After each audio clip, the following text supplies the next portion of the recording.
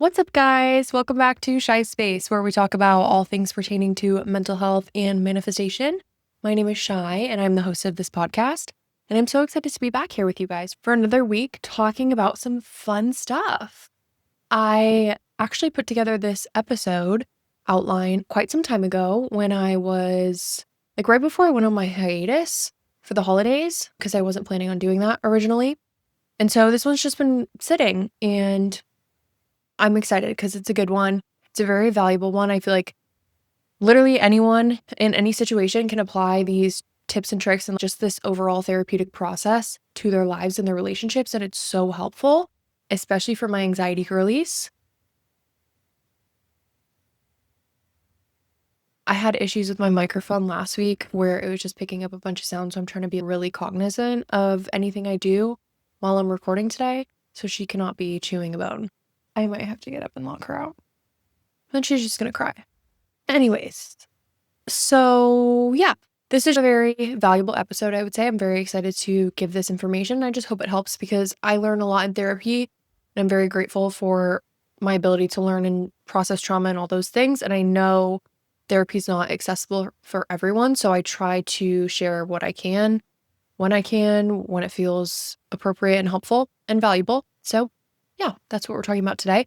But yeah, I feel like a big thing that I get hung up on with the podcast is I don't have to get ready for work in terms of doing full makeup or hair or anything. I am so lucky to be able to work remote, and Zoom has a nice little filter on it. So if I'm having a bad skin day or something, I can just put my hair up or put it in a clip, and it's just really easy. I don't really get ready. I just do my skincare and little couple things in addition to that.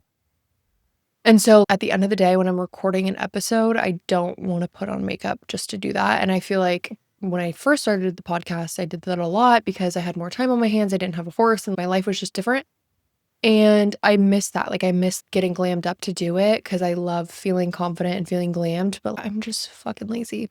So maybe one day. But the one thing I will say about my look right now is that I really do need somebody to tell me whether or not these eye patches are properly applied. I keep seeing mixed information on the internet, and I'm just so embarrassed because I don't know if they're on right. And I don't know. I need the actual creator of these eye patches to come forward in the comments and tell me, what the fuck am I doing? Is this correct? I'm obviously the worst influencer. I'm not even an influencer. I don't know why I said that. That was really embarrassing. Let's pretend that didn't happen. I can literally just cut that out, but I won't because authentic queen. Okay, so anyways, we're talking about the art of emotional fact checking today. And first of all, let's talk about what it means to check the facts, which is specifically a DBT skill that saved me from a lot of unnecessary emotional chaos and turmoil. DBT stands for dialectical behavioral therapy. It's a skills-based therapy that helps intense emotion regulation. It also helps teach people mindfulness, distress tolerance, emotional regulation, and interpersonal effectiveness skills. So it can be used to treat depression, PTSD, self-harm, all sorts of things. So that's what I meant when I said that it is very useful and very widely applicable to lots of people in lots of different scenarios. Now, I in particular struggle with depression and some PTSD, minor, just from some trauma that I've been through. And so this has really helped me as I unwind the chaos and the spiral of anxious thoughts that tend to exist in my mind and come up at times when things are stressful or uncertain or whatever it may be. The thing about DBT too and checking the facts that I love is it's not about pretending everything's fine. It's about slowing down and being present enough to see what's actually happening in real time versus what your brain is assuming is happening. This is something that I'm super guilty of because I make assumptions like it's my damn job. I will literally jump to conclusions like it's nobody's business, truly. I'd be leapfrogging it up to these conclusions, and I always get myself into a clusterfuck of a pickle because half of the time I just make these assumptions that are not right because I'm so anxious and I'm just seeing things from my perspective that is not a clear POV. So you really do need to like actually slow down and just like take pause and try to like see things from an unbiased perspective and analyze from a very clear head. And on that note, the moment when you catch yourself in a spiral, this is the important moment because it's hard to catch yourself. For me, it's hard and has been hard. Through therapy, it's become easier through the tools that I've learned and all of that. But previously, it's been very difficult and it just kind of would happen on an automatic basis continuously. You have to remember that when your feelings take the wheel, facts are in the passenger seat. And so that's not necessarily the most ideal setup when it comes to the drivers of your brain car. If there's ever any times that like you feel the same way I do when it comes to spirals where you just think your brain just feels like it's literally running off without you, it's just like literally spiraling out of nowhere, like going crazy over, it could be anything. It could be something big or something small. It could be like, worrying that you're going to fail an exam or not get a job or lose your job, or it could be because somebody's not texting you back. A person that you have in your life is sounding more short. A coworker seems distant or seems mad at you. And then you're suddenly like, you're just building this whole narrative. Like, I'm so guilty of that. Oh my God, I used to have the worst work anxiety and I would just build up all these narratives about how I was like in trouble and like nothing was happening. It's so crazy the lies that your brain will tell you. Your anxiety literally will lie so hard to you and convince you that it's real and convince you that it's your own thought, self-originated thought that you need to believe. And that's another big thing that like needs to be addressed from a philosophical standpoint, which is that we are the receiver of thoughts as spiritual beings in these bodies. Like we receive thoughts and then we build upon them once we receive them. And so they feel like they're our own, but they're not. That's why you're supposed to be the observer of your thoughts. Like everybody always talks about that, right? Like rising above, being observant, and not taking every single thought that you have so intensely and harshly to heart in terms of thinking like, why did I think that? What is wrong with me? What am I doing? Like, why would I have these thoughts? You guys, I sometimes have the craziest thoughts, and I know people can relate to this, but like lately I've had really scary thoughts where I'm just like, I get worried about like fake scenarios that wouldn't happen, but like if I just lost control of my car and like, drove off the bridge, like I know everybody has that one, but like it gets really scary for me, especially because in Texas there's like so many bridges and I'm like, I'm scared. And that's again my anxiety just like running rampant. Because in what world would I just lose control and just swerve off the bridge? I don't know. I don't think that would happen. Obviously, like medical situations can arise, but like I'm healthy. So anyways, I feel like if I'm being completely honest, half of the time my emotions are actually just reacting to my own thoughts that I've spiraled up, not the actual facts that are happening in real time. And if you feel the same way, then this will be a really helpful tool for you. So step 1 in the check the facts approach is to identify the emotion that you want to change. So anytime you're stuck in a feeling of some sort, the first thing that you need to do is identify it and name it. And you want to really name it and really get clear about what it is, not just a general blanket statement of I'm upset. What type of upset are you? Are you angry? Are you frustrated? Are you sad? Do you feel shame? Do you feel guilt? It can be quite easy to blur them and mix them all together. But if you're able to really differentiate them, it allows you to have a much clearer experience and ability to process the emotions. So then you can say things like, I am very anxious because I feel out of control. That's a big one for me personally. Instead of just saying, I'm having a bad day, because that's so general. And it's like, maybe your whole day isn't bad. Maybe there's good parts of your day and you're not getting a chance to honor that and speak to that.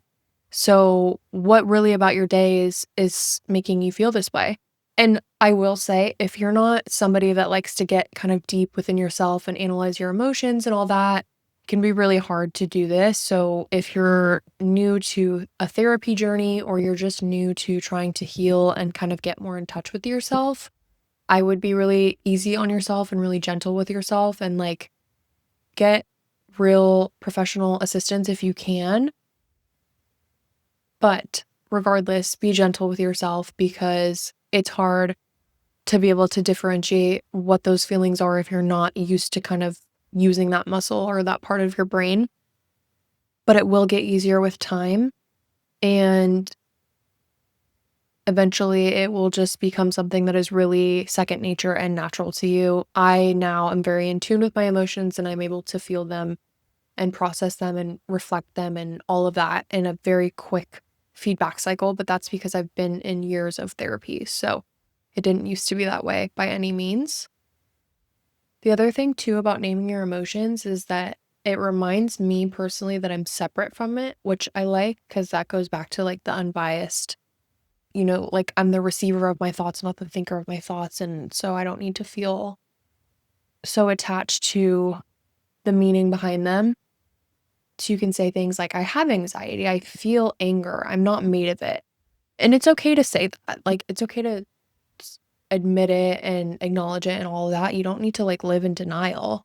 But again, going back to you're not made of it. So you're not going to live there. You're not going to keep it as like this core personality trait. It's like you can have anxiety in this moment. You don't have to be like, I just have anxiety 24/7. Like that's something that I feel like I'm really guilty of having done in the past. And my dad would always call me out on it is I would just always say that I have anxiety. And like, it's because I was always having anxiety, but it's just hard because at that time too, I wasn't really processing my emotions fully to be able to understand what was happening. So it was just this big wave of something's going on and I don't know what it is. And I don't have the skills to really get there and dissect it. The tiny bit of separation that you bring between you and your emotions when you speak them out loud and acknowledge them and all that makes it a lot easier for you to see what's true and what's exaggerated as you continue to go through life and experience things and have contrast show up. Now, step 2 is to describe the triggering event, not the story. So the next question that you want to ask yourself after what am I feeling is what actually happened just now? What are the literal facts that my five senses could prove in this situation? Example, they didn't respond to my text is a fact. He's ignoring me because he's over me is an interpretation of that fact. So again, separating the two. In situations like that, because I used to do that a lot when I was dating, when I was younger. And once you're able to separate the two with anyone, you realize how many of your emotional storms and outrages and spirals come from you filling in the blanks for situations, for people with stories that you have no idea what's the truth. And you like, it might not even be true. It could be 1% true. It could be negative 50, 100% true. Like you don't know. What's that saying? If you make an assumption, you make an ass out of you and me. Chef's kiss, that one. That's gold. Because seriously, just don't assume things. Like you just need to get clarity, especially if it's a situation that makes you anxious.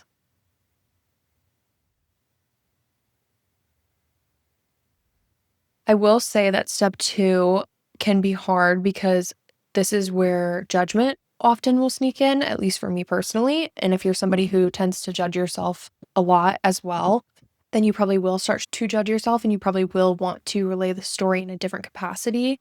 But when you just strip it down to the facts, your emotions will actually start to calm themselves on their own.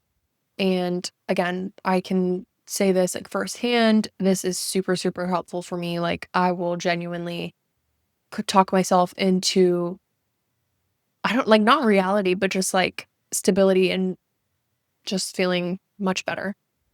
And then again, you can try to just let that judgment pass. It's not your thoughts. It's not true. It just is what it is. And it has no place being here. You just let it pass through. And I also, like, I will say too, I really love this piece of DBT because it's very empowering. I feel like there is power in being able to say, oh, maybe I don't have all the information. So I actually don't have to like go down this rabbit hole of scariness. Step 3, question your thoughts and assumptions.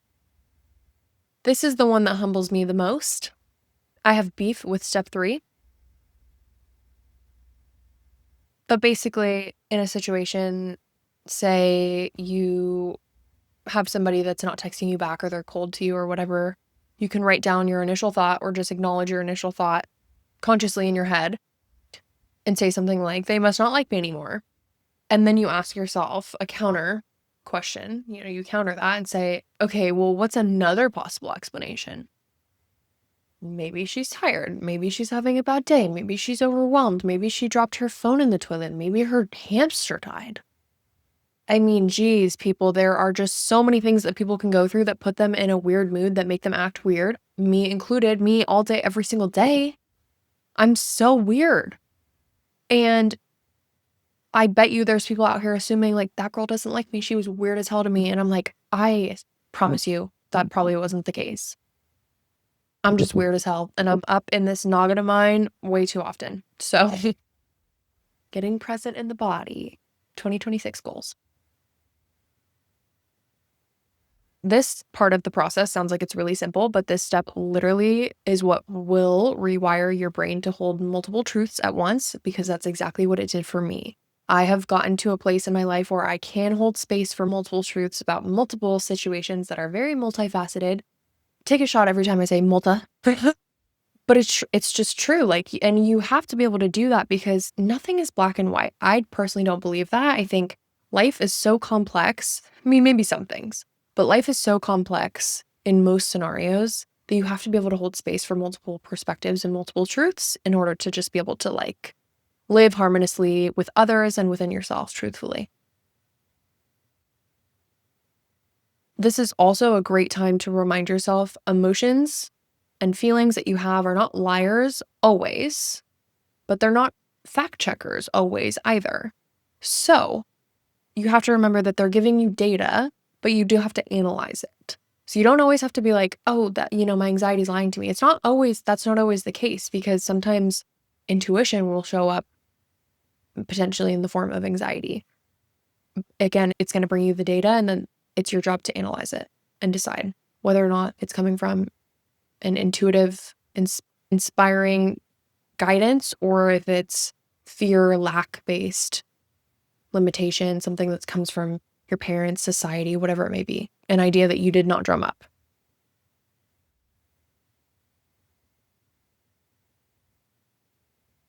A good journal prompt for trying to sort this out mentally, if you're wanting to try to like get better at this or just think out loud on a piece of paper, is using prompts like, what else could be true? What would I tell my best friend or my sister or my loved one if she told me this story? That one always gets me. That's actually my favorite one. I do have to say that real quick, because I always do that. I'm like, what would I say to my friend if they were in this scenario? Because I would literally never talk to my friends the way that I talk to myself when I'm in an emotional spiral. So, I mean, that's just like a telltale sign where you need to make a change. So step 4 is to identify the perceived threat. So if you're really deep in it and, what you've done so far in steps 1 through 3 are not getting you to a place of relief, then you need to pause and ask, okay, what am I actually afraid of here? Because usually it's not about the not texting back or the situation or whatever it is at all. It's actually about the fear of rejection, failure, loss of control, whatever it may be. And the fear underneath the feeling is the real driver. So figuring out what that is allows you to have power, because you can name it and you can address it and you can take action towards solving it and getting better. Once you're able to label the threat, it loses its power, because instead of being like, oh my God, everything's falling apart and my life is in shambles and everything sucks and blanket statement, it becomes, I feel scared that I will be abandoned, or I am worried about the loss of control when it comes to my life and my job, or something like that. That is something that you can self-soothe and support against, not just spiral. So it's actually something that you can process and align with and understand and make sense of and put to rest. And then once you get to the point where you've done that and you realize the threat might not even be real, that's when you will start to feel better and you'll finally be able to breathe again. This is always where I let up. This is always, always, always the step for me when I'm like deep in it, that I like feel that chest expansion where it's like I can breathe and my chest isn't so tight, and like I'm okay. Like I'm back on the ground. My feet are both on the ground. Like I'm on the same planet. It's just very empowering. So I highly encourage people to do this. I know this is like a very drawn out way of describing the steps, but it's obviously important to understand what needs to be done within each of them and the value behind them. All right, almost done. We got a couple more steps. Step 5 is to play out the catastrophe and then cope with it. This is another really, really fun one that I love to do when I'm like deep in the spiral. And this part of like the whole skill set actually is mind blowing because DBT teaches you to actually imagine the catastrophe happening and then imagine yourself handling it, which is really cool. So you have to be mentally, you're like, okay, let's say the absolute worst happens. Like I lose my job, I lose everything, everything falls apart. Then what? Usually in scenarios that are probably not so life threatening, you will realize that even in the worst case scenario, you're still going to figure it out. You're still going to survive. You're still going to circle back. You're going to bounce back. You're going to rebuild. You're going to be able to get through it and do it all over again if you had to. And that's a really empowering thing to feel when you're super, super anxious about a perceived threat. Mentally tackling it is so cool. I've done this many times and it is very, very helpful. It just reminds you like you've survived so much shit and you can do it again. Like you fucking got this.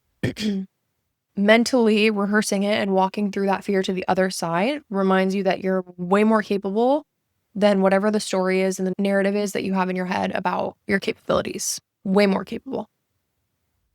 This one too, I want to say, is not about toxic positivity. It is very much about reminding yourself that you can cope even when things don't go the way that you want them to, because you do have to remind yourself that, and you do have to like empower yourself and prepare yourself, because at the end of the day, life is fucking insane. You have no idea what tomorrow is going to bring. You have to be prepared for things to come up. You have to be agile. You have to be able to adapt and just go with the flow when shit hits the fan. And if you can't, peace and blessings, babe, you're going to have a really hard time on this planet. Let me tell you that. Let me tell you that it is not all sunshine and rainbows. Sorry. It's a lot of sunshine and rainbows, and you can have even more sunshine and rainbows if you just jive with that. So that's my TED Talk. Okay, last step here. Step 6 is to ask yourself, does my emotion fit the facts? So once you've checked out all your assumptions, you've gone through steps 1 through 5, you've rehearsed everything, you've mentally prepared yourself for the worst of the worst, you can stop and ask yourself, does this emotion that I'm experiencing actually fit the situation that is at hand? Now, this is a really good step because, and it's the last step for a reason, because this is where you fully integrate everything that you just did in a way that your brain can actually like file it and categorize it so that you understand in the future that what you're feeling, thinking, perceiving may not be what you believe it to be. And obviously, sometimes the answer is going to be yes. Like when you're sad after you experience a really deep loss, or, you know, you get really angry because somebody crossed your boundary. Those types of things are totally valid and absolutely expected to feel that way.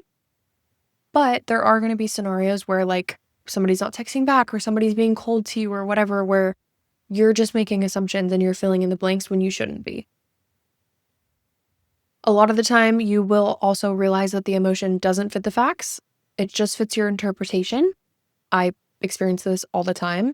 And honestly, when that's the case, I just decide to like, again, integrate and like turn it into a lesson. I try to really acknowledge it and just be like, okay, taking a moment to really remember this and remember that not all of my feelings are facts, because they are so loud and they are so convincing that they are facts when they are in my head speaking to me. So you have to remember that.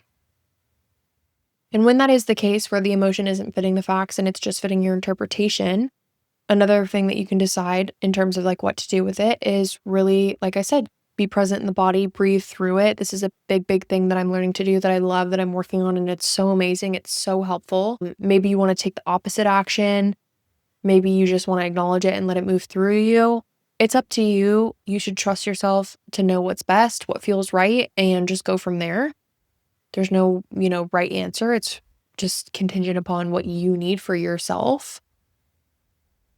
And that is really what I feel like is living in the highest self for me, or my highest version of myself for me, because that's when I let both sides of me, the emotion and the reason, coexist without one of them running the show and dominating over the other, or bullying the other, or whatever you want to call it. Like, just really living in coexistence with the two sides of my mind. I feel like I can flip-flop very easily. It's almost like two personalities, like the girl who's just like rational and chill, and the girl who is very stressed out and worried about everything. You have to hold space for both sides of yourself. It's just the only way that you're going to be able to process it and get through it.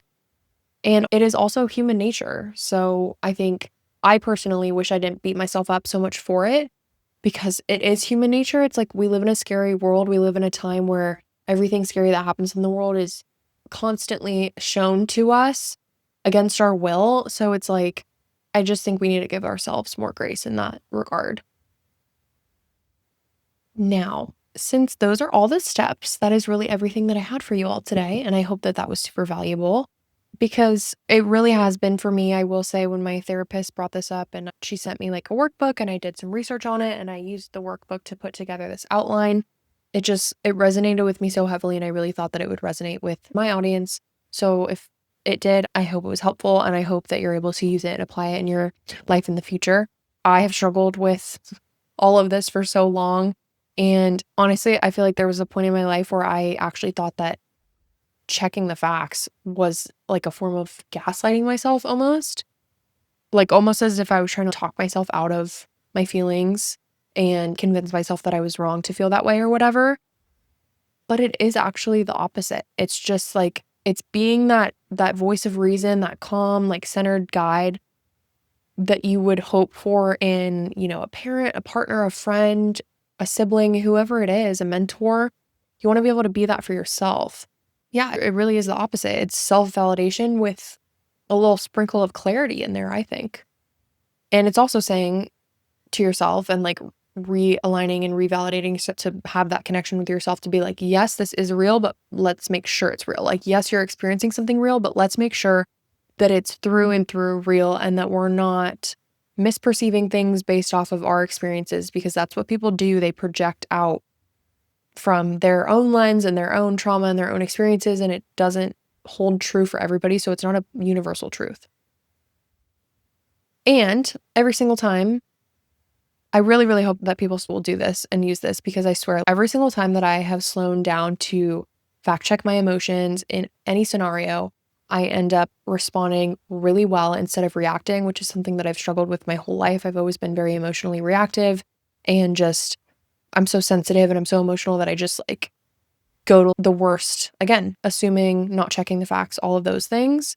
And so this is just a very, very helpful tip. And I know that I'm not the only one who struggles with that. I just think that this whole therapeutic approach is amazing. Also, the shift from spiraling to becoming self-aware is literally what healing looks like in real time. It is the most amazing and profound thing ever. I'm so grateful to be able to experience it and to be able to have moments where I find myself consciously doing it and actually having the awareness of it. It's just so amazing. It's the best feeling ever. It makes me so proud of myself, makes me proud of my future and my younger self. Like, it's just a great, wholesome feeling. So I highly encourage self-reflection at all times. I will say that. But anyways, thank you guys so much for listening. I love you all so much. I hope you enjoyed this. And here's the last reminder I'll leave you with. Your emotions are always valid, but they don't always tell you the truth, and that's okay. You can feel deeply and still think very clearly. That is emotional maturity, peace, and power all wrapped up into one. Thank you guys again. I hope you have a wonderful rest of your day, evening, week, night, whatever it is. And tune in next week for an episode that I have no idea what it's going to be about yet, but it'll be great. Love you guys. Bye.